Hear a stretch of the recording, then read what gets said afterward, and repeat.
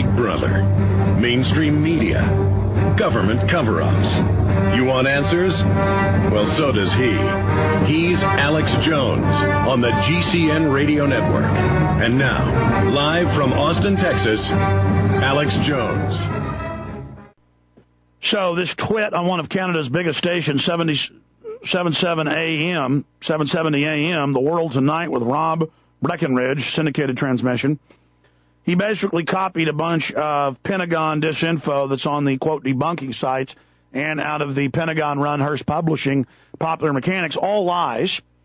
And joining us till the end of the hour, top of the hour, is Paul Joseph Watson. Yeah, you won't hear him here for 6 months, and you might hear him 3 days in a row. That's how we do it here. Paul, excellent story up on prisonplanet.com. I saw this last night, sent him the story at about 1 a.m. when I was working. He got up early England time, Greenwich Mean Time, and put his own info into it and expanded it. And I just pointed out that everything he claims in this Jesse the Truther Ventura story is a fraud and a lie. Now, he may believe the fraud and the lie, but nevertheless, the info he puts out is bull. So every time they counter us with fraud and straw men, we always have to counter back. That's how you defeat the enemy. You give fight each time. Paul Watson, break it down. Hello, Alex. Good to be back. Yeah, this guy's he's up there in Calgary, Canada. He's been from what I can see, he's been a hardcore debunker for at least a year. After writing the article that's on prisonplanet.com about his ridiculous debunking tactics against Ventura, I actually went and listened to some interviews that he did that are on Google Video. And the claims that he makes in those are just as ludicrous as the claims he makes in this article. For one, he says that WTC-7, Building 7, collapsed not in 7 seconds, as every single video from every single angle shows, but he claims it took 18 seconds to collapse, which is an outright lie. Anyone with 2 eyes that has watched any of the videos can see that. He also says that WTC-7 did not collapse in its own footprint, which, if you take the demolitions industry definition of what constitutes collapsing in its own footprint, then it doesn't significantly damage any of the buildings around it, which Building 7 did not. It fell straight down in its own footprint. We got the high-resolution photographs of the rubble of WTC-7 around, 18 months ago, right up close to the rubble, and you could see that it was just piled on top of itself. It was in its own footprint. So I listened to watched the videos on Google Video, listened to the radio show, and basically this guy Breckenridge likes the sound of his own voice. He had a debate about it with Nathan Moulton of Calgary 9/11 Truth, who basically couldn't get a word in edgewise because this guy just ran on and on talking over him, and that's what he does, spewing these lies.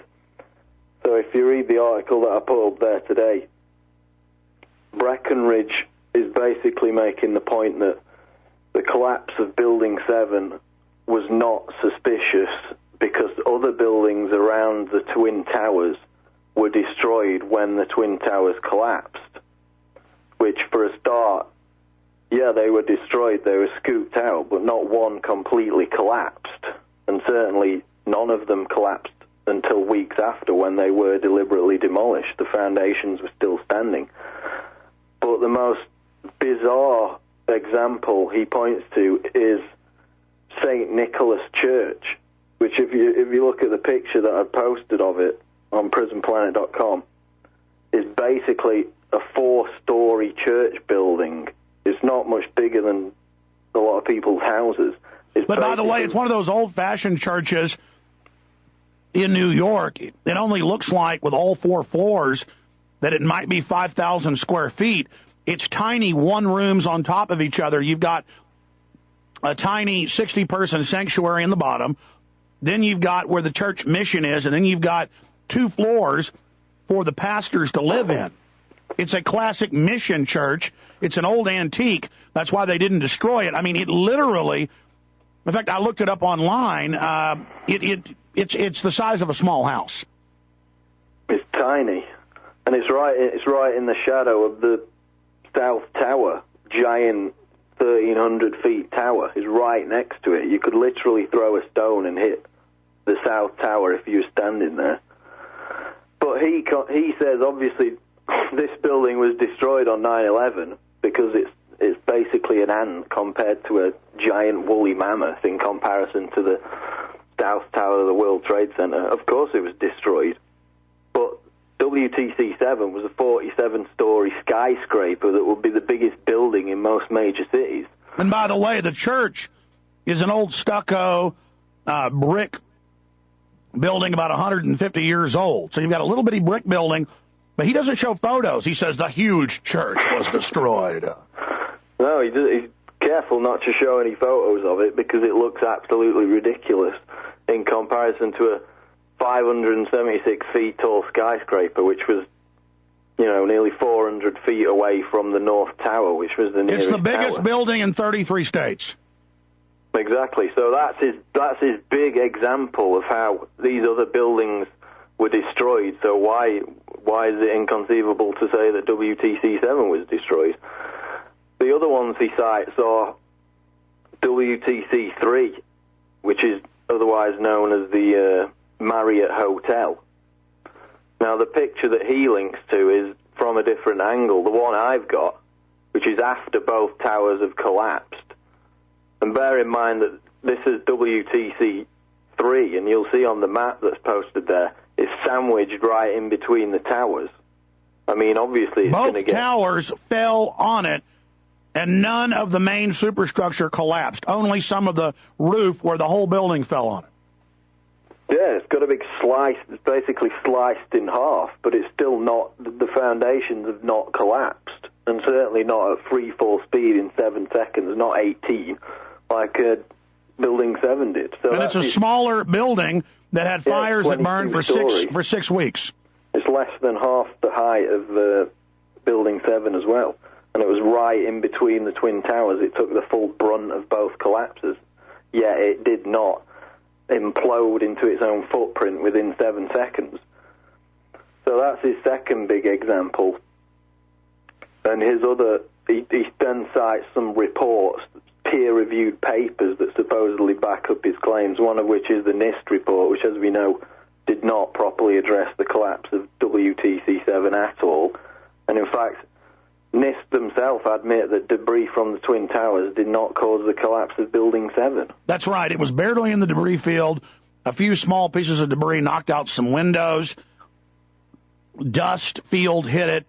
They admit all of that, but he just says NIST gives all the reasons and disproves it. But if you actually read the 10,000-page report, as scholars and many others have done, it says we believe bombs could have been in the building. Well, yeah, then it says the original report concluded that fires gutted the building. Well, all the reports say the fires were confined to just 8 floors, and you can see from the images right before it collapsed, the fires are minimal. So and NIST has retracted 5 different reasons they said it fell. Right. And his other big citation is this Cambridge University report, which the BBC report had already been published in September 2007. It seems like they were quite eager to get it out there because it wasn't actually published until 5 months later, in February of this year. And, I mean, it's been completely debunked. It claims that the path of least resistance, the path of most resistance, did not exist. So it completely contradicts the very laws of physics in saying that the building, the Twin Towers, fell in a vacuum, basically, and there was no resistance whatsoever. Now, I mean, Breckenridge's article is supposed to be about Building 7, and then he just suddenly switches to a report about the Twin Towers. So he's all over the place, and it amounts to something laughable and ridiculous. But for the general public that can't find the U.S. on a map or Canada on a map or doesn't know, the basic continents, can't find Asia, people who think Vietnam is in the Middle East, and that's the general public, they're going to just see, oh, look, he says it's not true. He put some links up here. Exactly. I mean, if you listen to those interviews on Google Video, it's even worse. He just sounds like some kind of demented chipmunk just running on at the mouth. I mean, nobody can get a word in because he just continually repeats, no, it collapsed in 18 seconds, it didn't fall in its own footprint. And then he goes into this thing where he blames the firemen. He says that 9/11 truthers are blaming the firemen for being in on the conspiracy.